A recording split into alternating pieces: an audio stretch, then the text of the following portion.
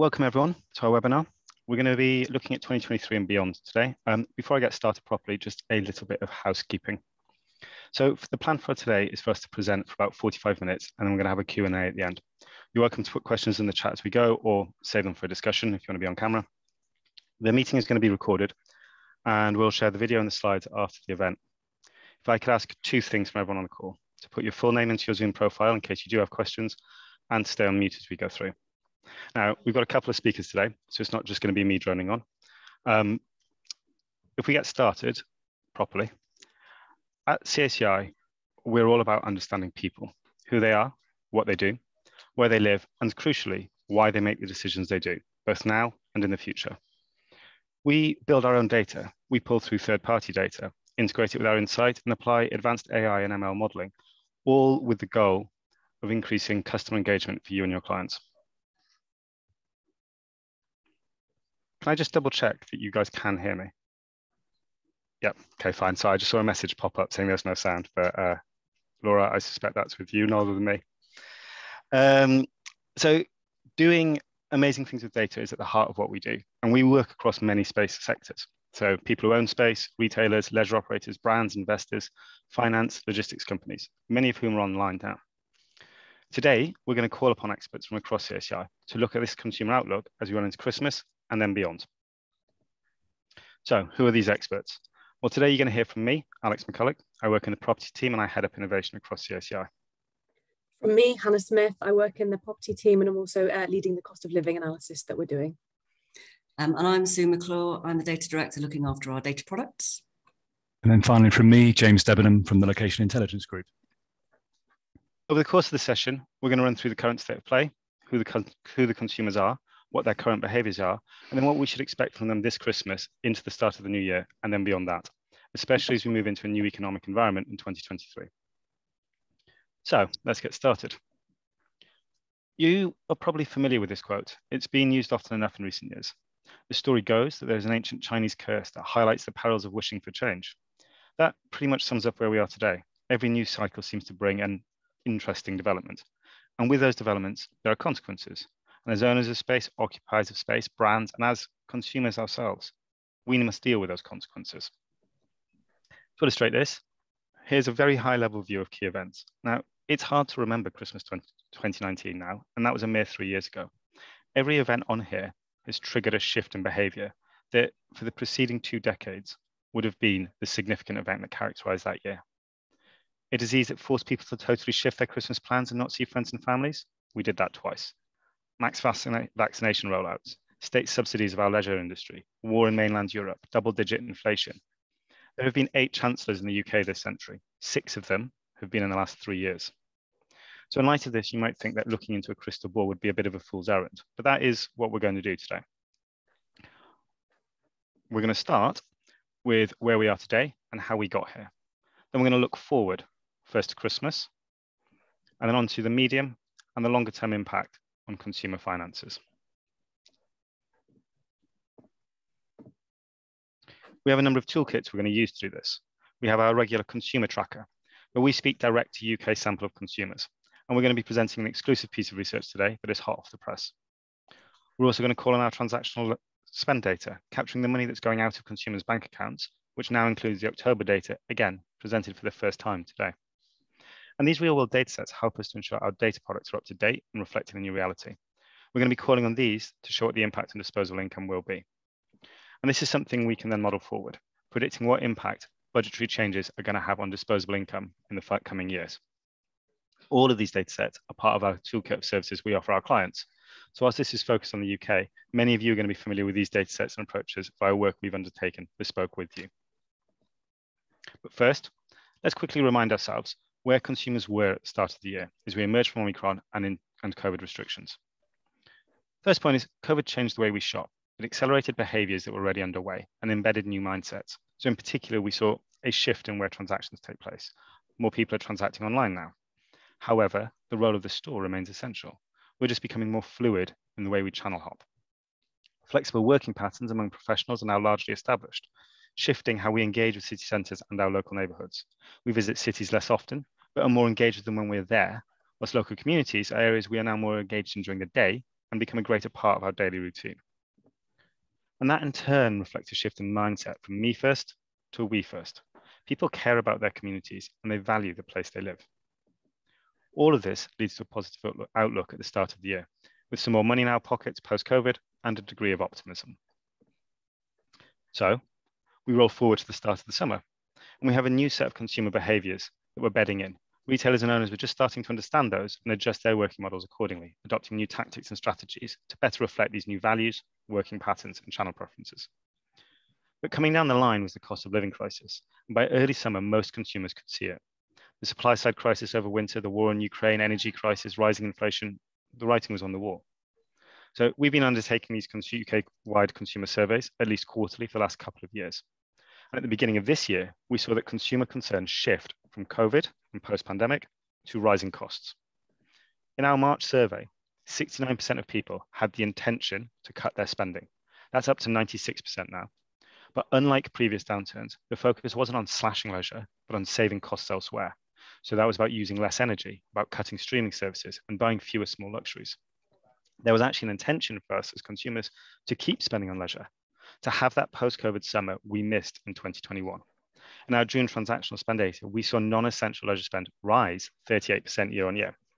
Now, we know this by using our debit and credit card data, which is capturing £23 billion of spend in the last couple of years. And it's a great data set for understanding what's actually happening with the pounds and pence going out of people's pockets. And the reason it's important to know how we are actually spending is because of the role of inflation. You'll be well aware, both personally and professionally, what this looks like. The latest ONS CPI data has grocery inflation at 14.6% in September across a rolling 12-month period. This means that something that previously cost £1 now costs almost £1.15. It doesn't mean that you are buying it at this price, just that it's being sold at this price. So if we lay actual consumer spend on, first of all, we can see that changing consumer spend by month, year on year, shows consumers are trying to stay inside a basket size as cost of goods rise. Because we're looking at this change year on year, disruption in early 2021 impacts that first part of the year. So we can see as we move through the year, people manage it as grocery inflation creeps up to about 10%. But from July onwards, people's spend starts to increase. Now, we can turn our spend data around faster than the ONS are doing CPI. So we already have October data, and we can see that after a peak in August, consumers have focused on maintaining and holding those basket sizes at just above where they were last year. This has been done by consumers either buying fewer items or by trading down into more value-owned brand baskets and leveraging the offers in store, or by trading down among brands as well, shifting more spend from Sainsbury's to Lidl, for example. Finally, we can adjust that cost, that spend for inflation, to find out what customers are actually getting for the money they spend. Because if costs are higher, but they're not spending 15% more, it stands to reason that what has been bought has changed. So this inflation adjusted line accounts for the increased cost of goods and what people are actually spending.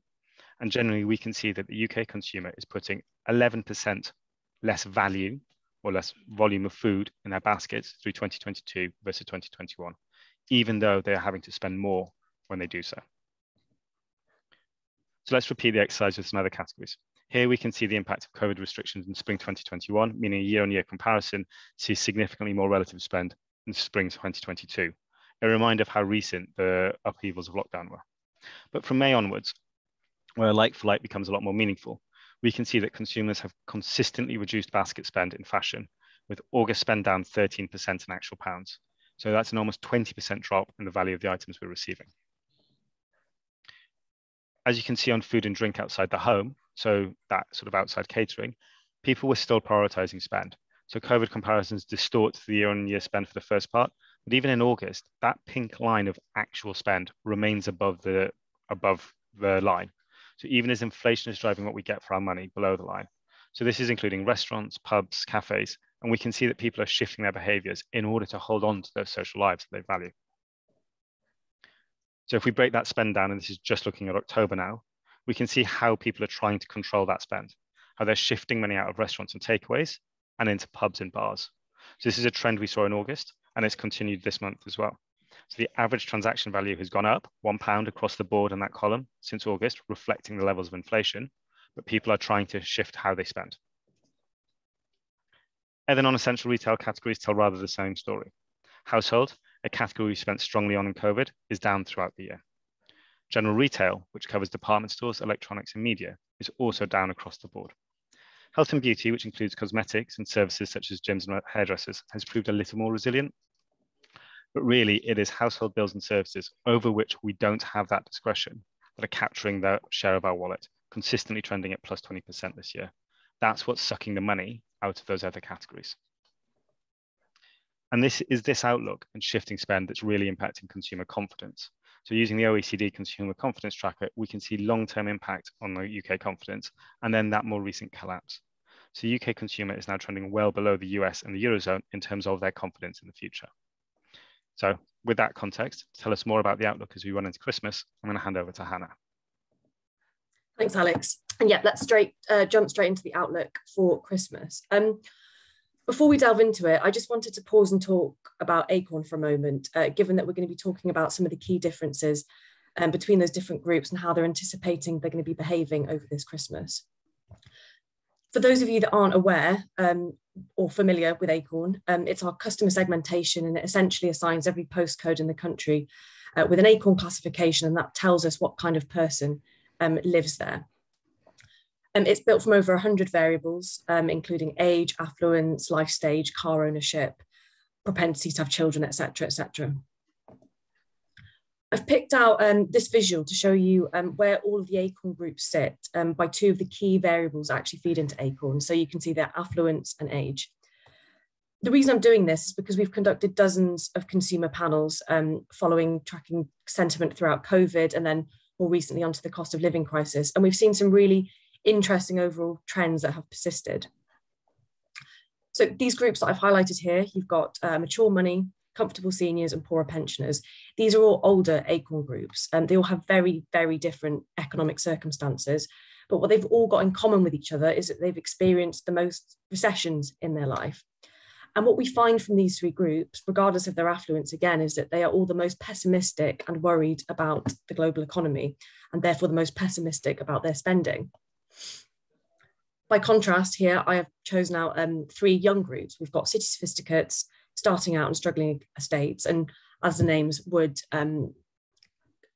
reflect, they all have very, very different economic circumstances again.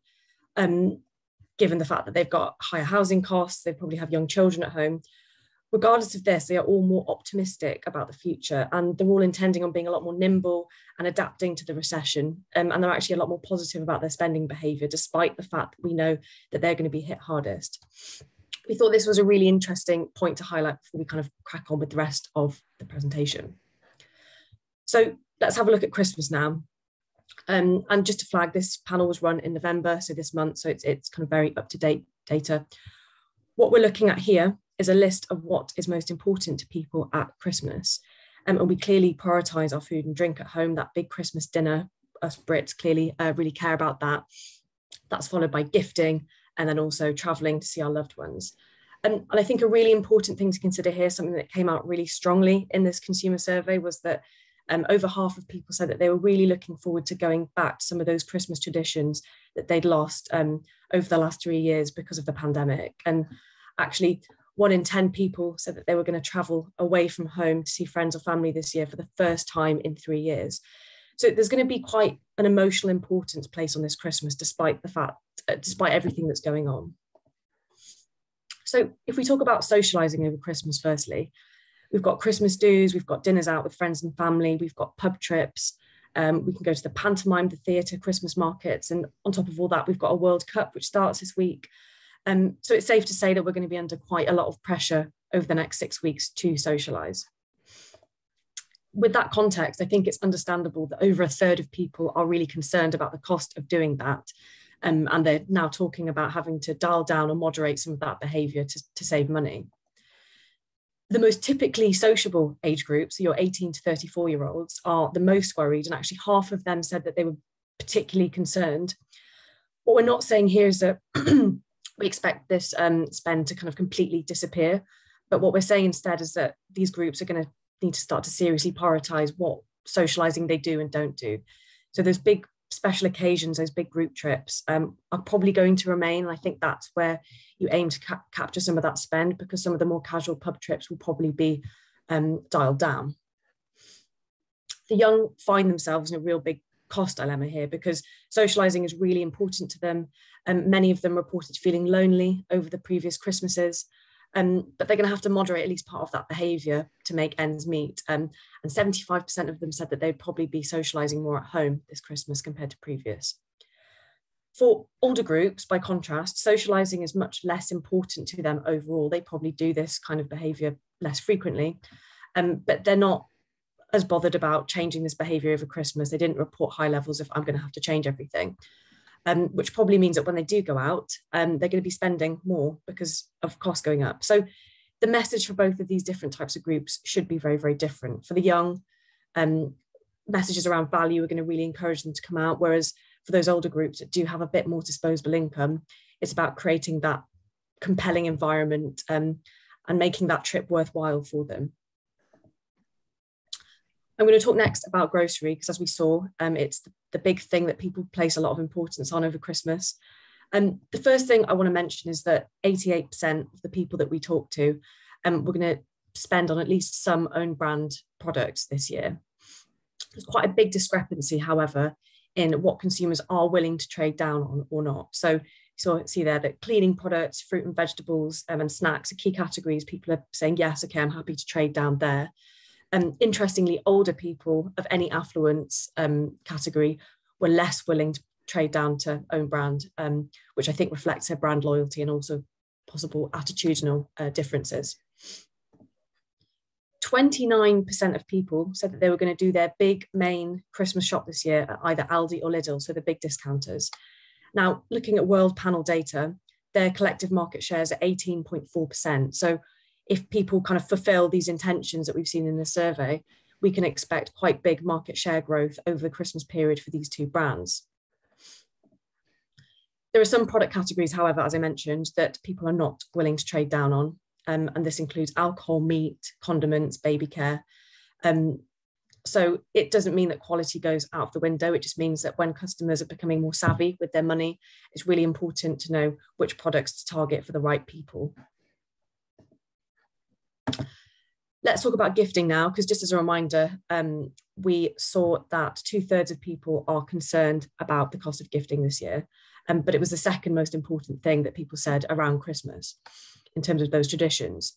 So materially, people are going to have to save money, but how are they going to do that? Well, firstly, 1/3 of people said that they're going to be buying fewer gifts this year. So this is really bad news for your second cousins and your great aunts, as we can expect those volumes of gifts to go down. Depending on budgets as well, those kind of excessive stocking filler type products might also take a little bit of a hit because people are cutting down on what they perceive as excessive spending. Nearly 1 in 5 people are going to be trading down to cheaper brands as well. So that actually provides an opportunity to capture new customers that are drifting around a little bit more.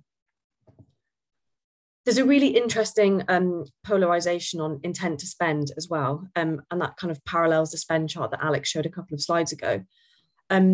48% of people say that they're going to be spending less money this year on gifting. And you can see there from those Acorn groups, that's really driven by those lower affluence people, particularly those with family groups. Remember that these people probably already shop at the cheaper brands, so their room to trade down anymore is probably quite limited, and they're probably already struggling to make ends meet. On the other side, nearly the same proportion of people said, yes, I'm going to spend more on gifting this year. And you'll notice there that that's the affluent people that are saying that. So those people with more money are going to lean in to the inflation and say, well, it's fine, it's Christmas, we'll pay a bit more this year. But there's a really, really interesting contrast between those two groups, which is understandable, but good to see evidence of.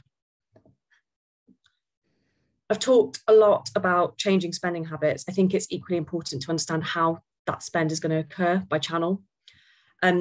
We asked people how they were going to be doing their Christmas spending this year. And you can see how evenly split it is between pure in-store, pure online, and then also people saying that they're going to do a bit of both. This aligns really closely with spend projections that we've got internally, which including cash averages out at about 50-50 of transactions going online versus in-store.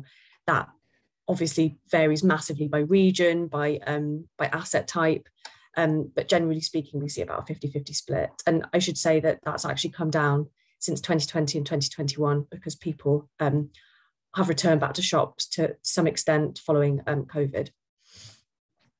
We move between the channels a lot more fluidly though. You can't really consider these in isolation to each other. For example, a shopper might see something on Instagram that they like, they might go and try it on in the shop, and then they might do the purchase later on from their phone. So you can't necessarily always split these channels anyway. So what inspires online versus in-store spend? Well, we saw really key differences here, particularly in relation to Christmas. Online is perceived as cheaper overall, despite delivery costs. Travel costs are considered just as expensive as delivery costs now, so they've almost offset each other, given that travel costs have increased. Price comparisons are also considered a lot easier to do online, so people feel like they can get much better deals if they're doing that online shop. However, for in-store shopping, over half of people said that they like to do that physical shopping because they like the atmosphere, the environment, it's Christmassy. So creating that compelling space for shoppers to go and visit remains really important, even as budgets are cut for consumers, are also cut for occupiers and landlords. But cutting those costs on the kind of aesthetic things that make people want to go and visit a space in person is really important to drive that footfall. A lot of people also said that they'd like to tie in that Christmas shop with a leisure experience. So packaging that all together is equally as important. So let's look at some key statistics. So we know that people are shopping earlier this year to spread the cost. So getting your decorations, your promotions, and your marketing out as quickly as possible should be prioritised. We of course know that a lot of campaigns started in late October. It's getting earlier and earlier this year, but getting all of that deployed as quickly as possible is really important. People will be increasingly price comparing. We've seen a growth in list shopping this year, people preempting their spend, making a list at home and then making sure they don't go outside of that.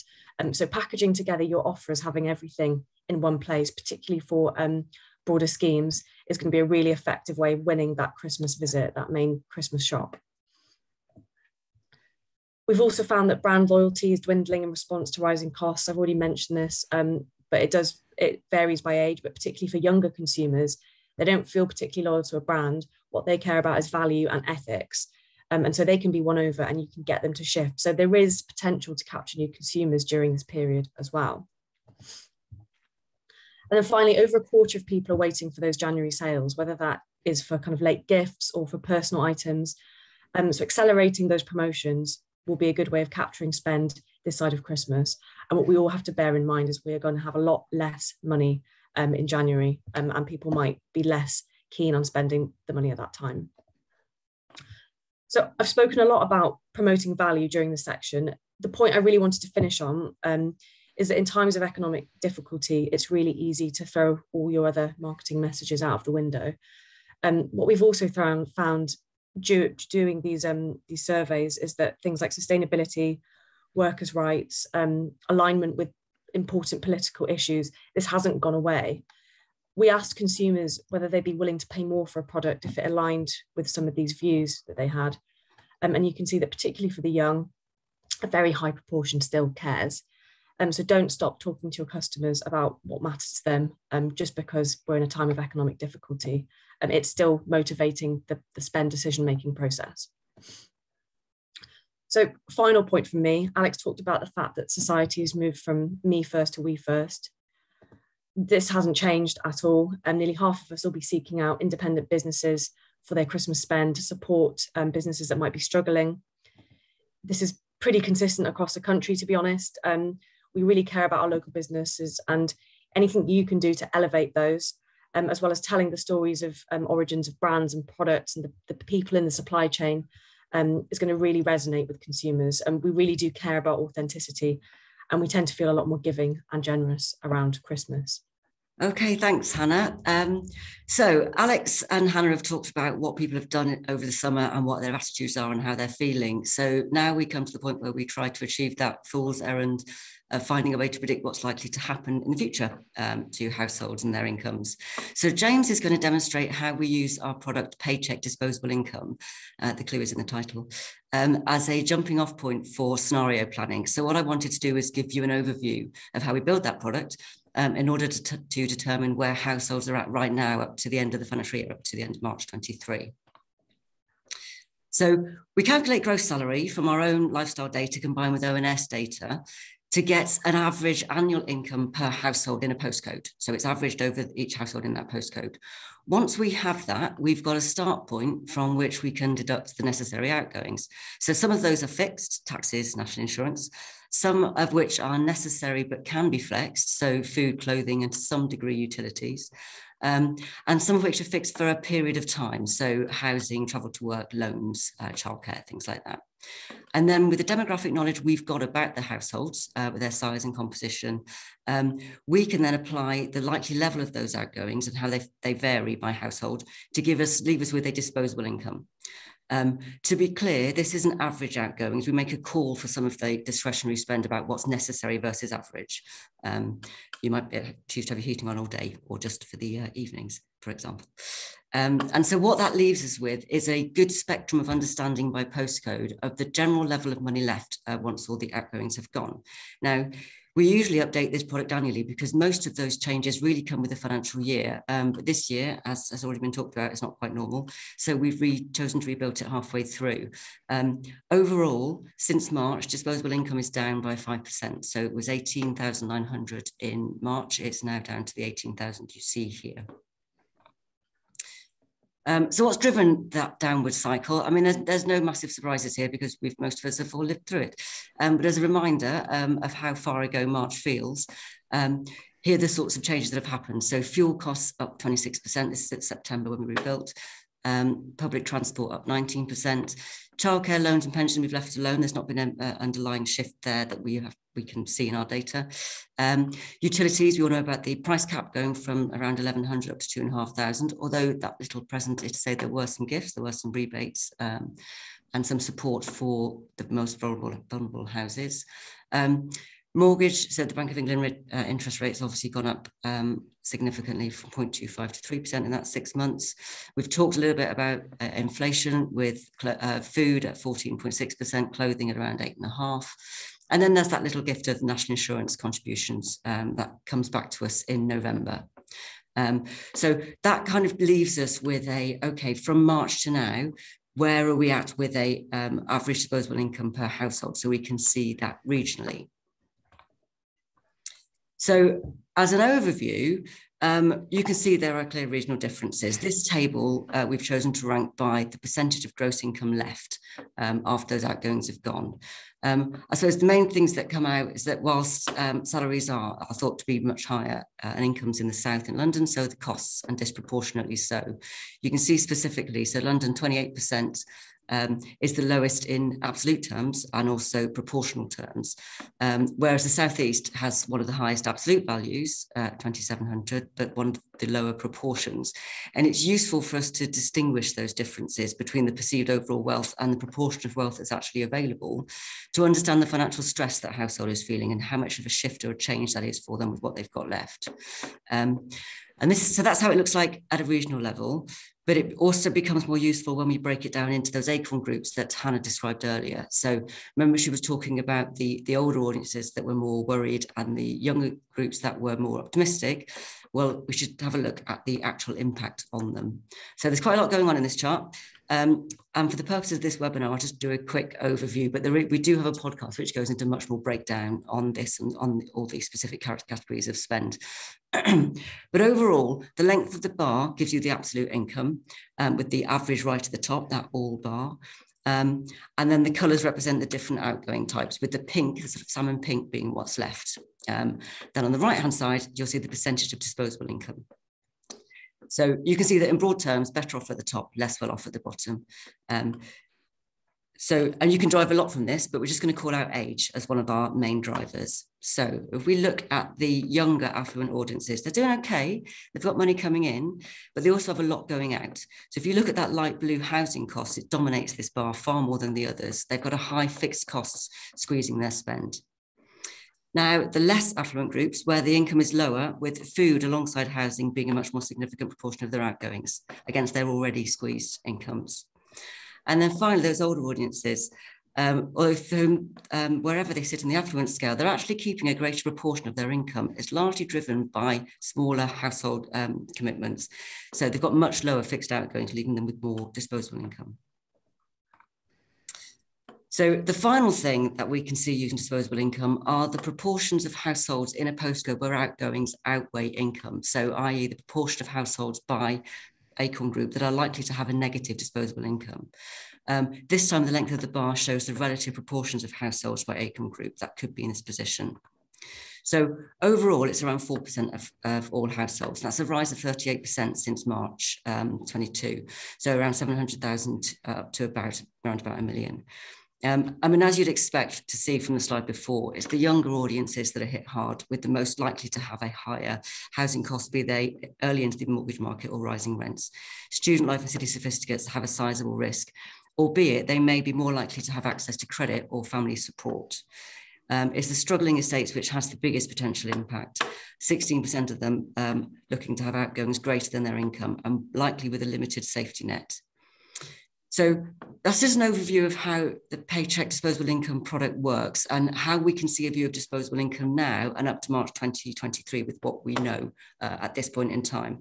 What James is now going to do is show you how we can apply some new assumptions to each of those cost levers to see what that might look like beyond March 2023.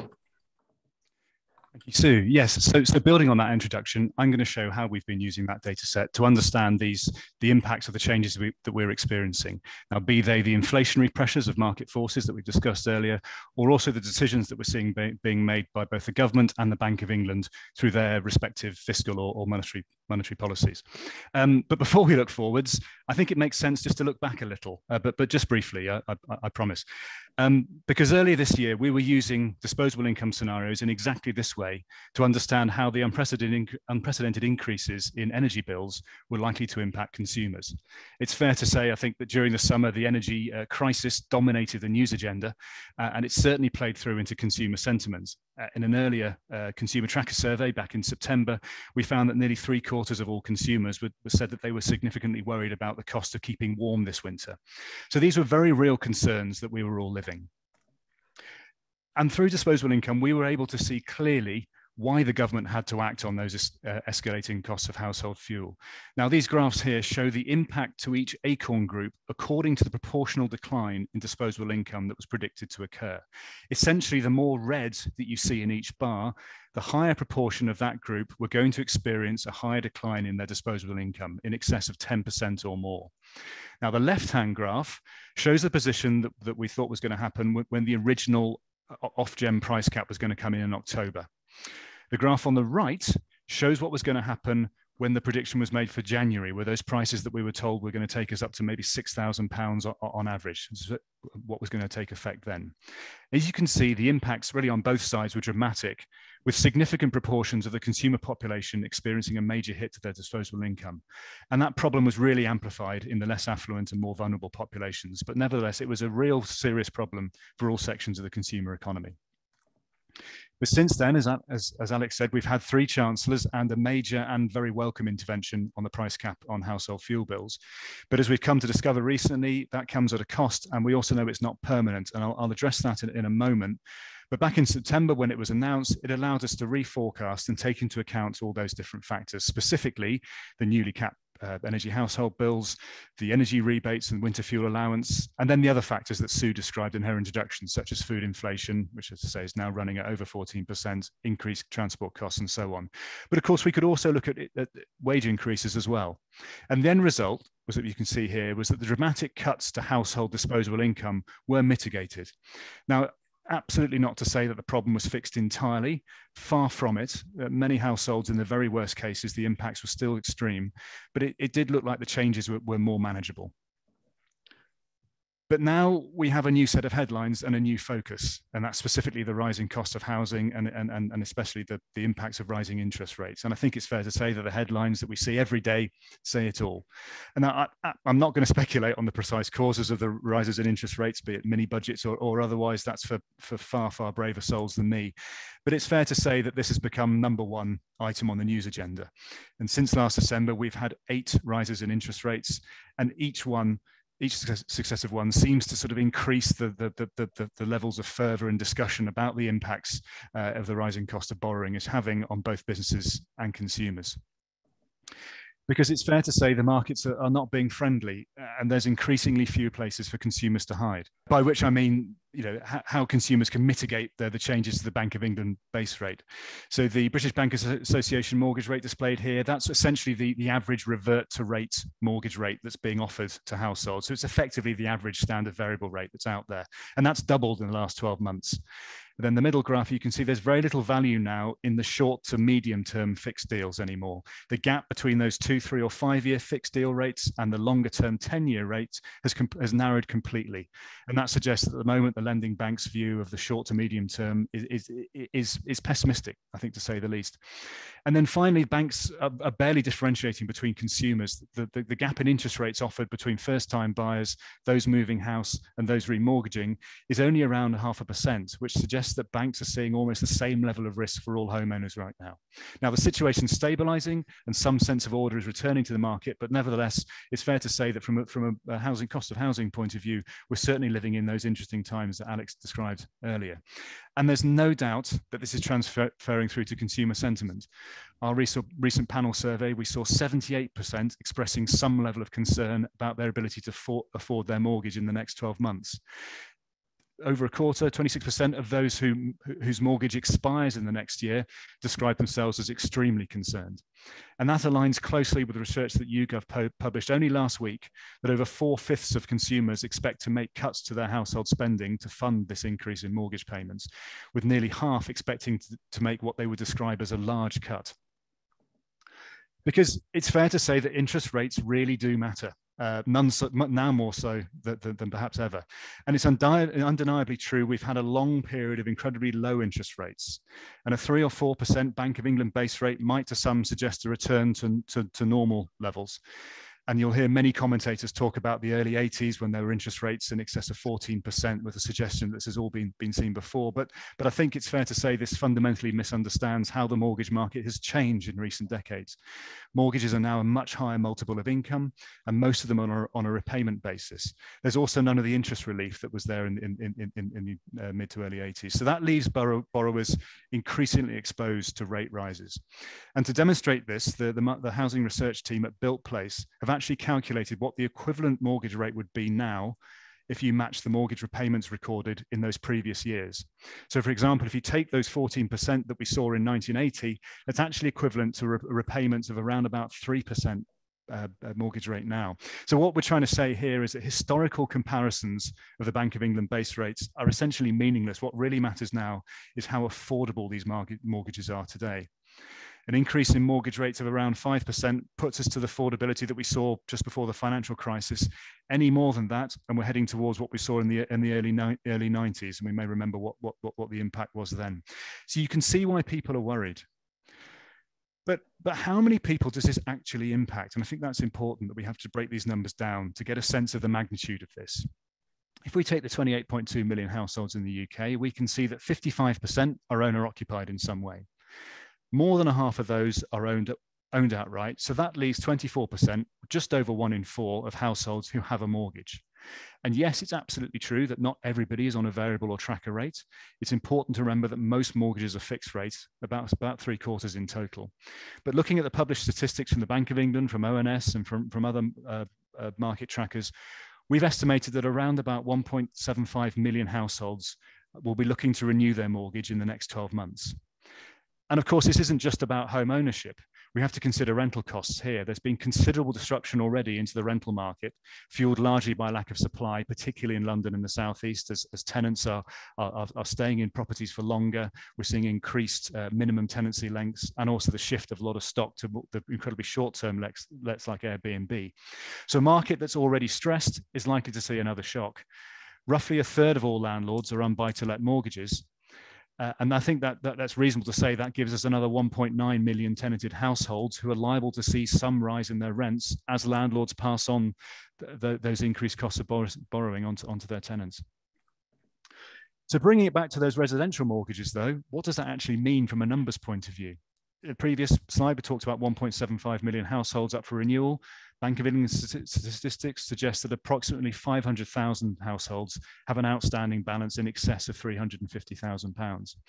Given where interest rates are now, and assuming a minor correction in the market, if we assume a 4% uplift on mortgage upon renewal, those with the balances over 350,000 will have to find an extra £900 a month, while those below might have to find up to £400 a month more. And you multiply those figures through, and this means that somewhere around £11.6 billion is being taken out of the consumer economy and put in just into mortgage payments.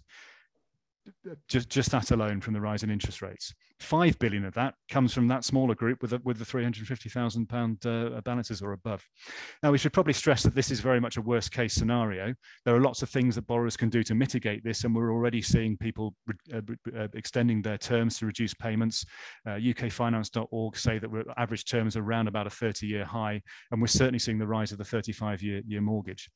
So given all that and factoring in what we know, we can run that through Paycheck Disposable Income, using it as a scenario tool to understand where the impacts are most likely to be felt.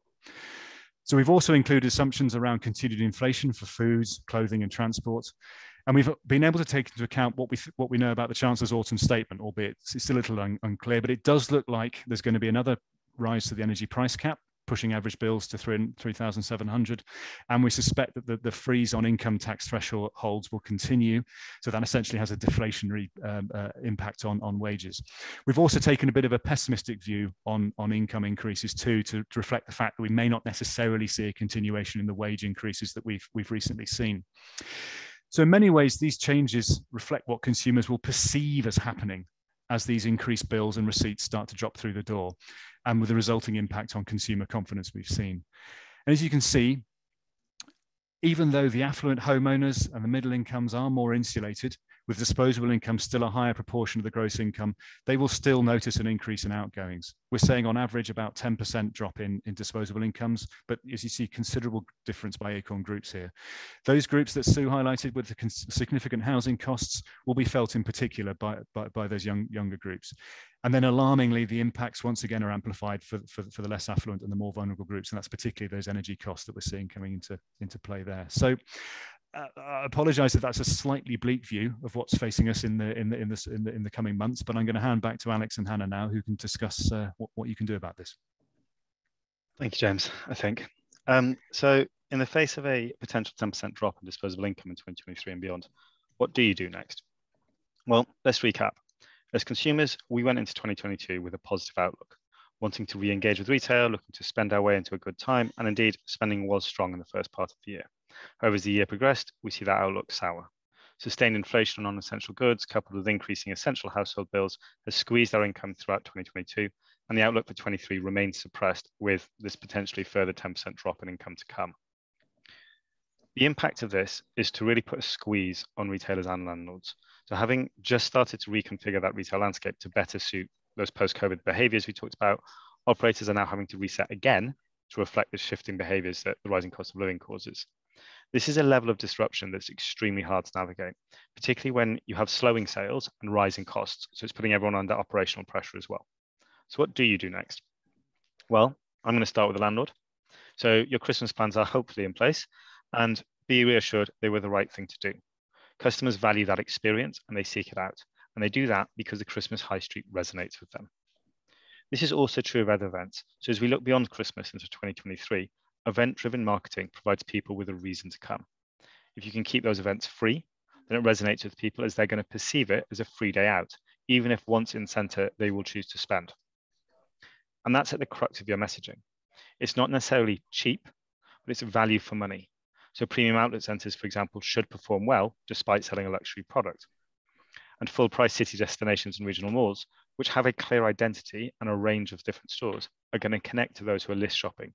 So people looking to treat themselves, they still need to get everything they need and they need to stay within a budget. For all locations, but in particular, those more local ones, it's really about connecting to the community, about delivering local services, supporting your local operators, and providing a platform for local charities. All of these will tie you back into community, and making sure you tell your visitor about the support you're providing. You really need to shout about it and embed you in their minds as the hub of their community. One thing to appreciate, which we have, I hope, shown throughout today, all customers are going to be moderating their behaviors regardless of affluence.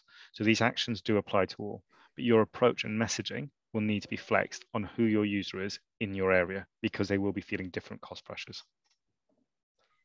Okay, let's talk about occupiers. So for occupiers, it's really key to emphasize your value for money. So this doesn't just mean racing to the bottom, but for higher price point brands or items, just be really clear on what that extra money is paying for in terms of quality.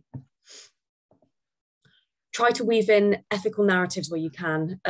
We know that we're more conscientious than ever about the impact on what we buy is on the planet, on all the people throughout that supply chain.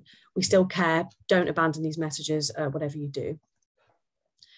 Everyone is competing for less money, so you'll need to work harder to retain customers. That's inevitable, but there's also the opportunity to capture new customers as people's brand loyalty changes and people look for new brands that will appeal to them, essentially. And then finally, don't underestimate the power of physical space. It's the most immersive advert you have for your brand. So despite a lot of transactions going through online, the store does play such an important part within that. So make sure that your store or your space reflects the brand that you want to be perceived as. So given how challenging the next year will be, it's crucial to track performance at a really granular level and to benchmark that performance to ensure that you're retaining as much spend as possible during this difficult time. We can do benchmarking at CACI through 3 different prisms. So brand dimensions is something we've been building over the last couple of months. It's going to be ready in the new year. And essentially what it tells you for the top 300 largest or most up and coming brands, it shows us market share of those brands, how that changes across the country, as well as the user groups of those brands, the Acorn profile, how that changes so that you can identify where you're gaining and losing customers. And this brand list includes online retailers as well as physical retailers as well. So it's very, very useful.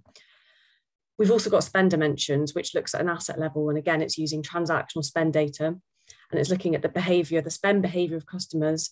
And we can look at that by asset type, essentially. So we can look at regional malls, city centres, all the way through to local high streets. And what it allows us to do is benchmark behaviour at each asset against the wider market.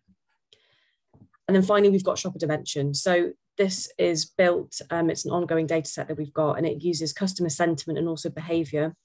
We've talked to over 1 million people, I should say, across the UK.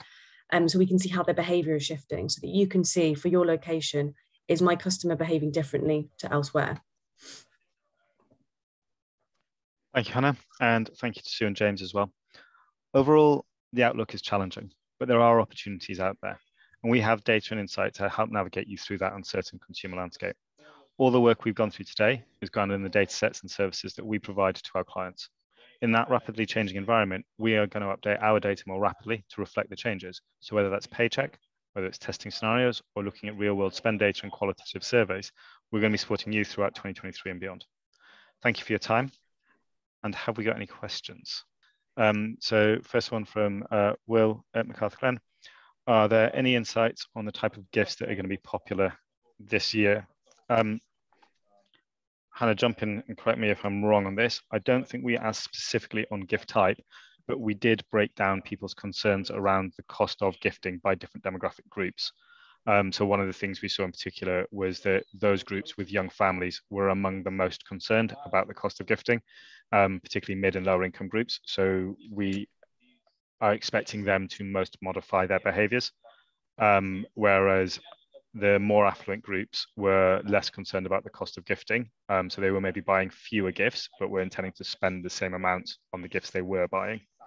Yeah, I think the main thing that came through was it's just that it's the volume of gifts that it's going to be kind of changed rather than the quality. So rather than get the main gift plus a couple of others. So I think expensive gifting will still definitely be something quite significant. I just think that the bits around it are what's going to fall away. The stocking fillers I mentioned earlier. I mean, this is deeply anecdotal, but on a broad family basis, we've shifted it so that this year, whilst our budgets remain the same, we're now pooling sort of the gifts that all the different sort of families in the wider family buy each other. So there's one gift from all the aunties rather than a single gift from each auntie. So the kids will receive fewer gifts, but the price of them will be the same. There is another question from Naomi Osborne as well. Do we have any insight into whether consumers are more likely to buy from department stores over other high street brands during the Christmas season? That is a great question. I think it links through to that experience. I mean, what I mentioned in the Christmas section was that people, first of all, are going to be doing list shopping, so having that preemptive list in advance so that they don't kind of tail off and end up buying loads of extra stuff that they don't need. Department stores are really well positioned for that list shop because you can do it all in one place. You can nip upstairs and downstairs and compare different prices. Department stores are also notoriously lovely to be in at Christmas with the decorations and the music. So I wouldn't be surprised if department stores have a good Christmas, to be honest. The one other thing I would add on that is those department stores are often, and we can get into a whole thing about what we define as a department store. Those department stores are often located in those destination centres. And one of the things we have seen in recessionary environments is people do tend to do that list shopping, to write down all the things they want to buy and go to those places like regional malls and city centres to buy all of their Christmas shopping in one go, rather than spreading it over a couple of trips over the Christmas period. So in the exact scenario that Hannah just described, yeah, I would expect department stores to benefit from that list shopping, the way that people shift those behaviors. Have we, I was just about to ask if there's any more questions, and Tim Cowsill has popped up with, what do we think are going to happen to independents through all of this? Again, really good question. I think it really depends by demographic. It really does come into play. So Hannah touched on this before. Conscious consumerism, this idea that you want to support your local independents, you want to support brands that you know are sustainable and perceived to be doing the right thing, is particularly strong amongst younger shoppers and younger groups. So I think independents who are catering to those groups will have a good Christmas and should trade well, provided the service they're offering is worthwhile, because people are willing to pay a little bit extra for that quality. I think as you move through what those independents look like, I think you then start seeing it changing. So if you're a butcher, for example, it's probably going to be quite positive because people are going to retain their money on meat spend, for example, on their Christmas meal. But whether that holds for greengrocers is another matter. So I really do think it depends hugely on who the independent is and what it is they're selling. I think from a landlord's perspective, it's really important to support those independents, because they're the ones who drive a sense of identity to the centre, and they're the ones that draw the footfall in and drive connection back to the centre. So people will come because they know there's lots of independents there, even if actually what they then choose to do is to shop the wider store, the wider multiple brands. One last question, maybe one for you, Sue, around whether we're basing our analysis on household income rather than individual income. Very quick answer. Yes, we are. Household, not individual. And last question here, for the most recent question here from Dom. When will we get access to the deck? As soon as the 4 people on the screen hit save and send it over to our team to send out. So it will be with you as soon as possible. And we'll also be sending a link to the video as well. So you guys have got, can always go back and listen to it if required, if you really enjoyed it. Have we got any more questions? Anyone feel brave enough to shout something out? I'm going to call that a no. Great. On that basis, thank you all very much for your time. Appreciate everyone making the effort to log on, and hope you found it useful. We'll follow up shortly with more details. Thank you very much. Thanks, everyone.